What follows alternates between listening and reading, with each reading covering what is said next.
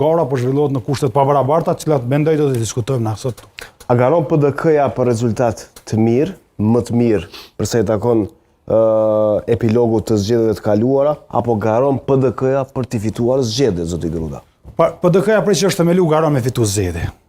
Ne nuk gjithmonë kemi pas qatë ambicie, e kemi edhe kësaj here, edhe mendojmë që është e mundur me ndrru pushtetin me 7 qershor. Sigurisht PDK-ja nuk mundet me fitu aq vota sa me ndrru pushtetin vet, por në mendoj që pushteti do të ndroj mas 7 qershorit, me koalicione ose pa koalicione, mas 7 qershorit ne do të kemi një qeveri 3, kjo është nevoja e Kosovës si kosat. Çka ka risi Partia Demokratike e Kosovës, zoti Mustafa, në kuadër të këtyre zgjedhjeve?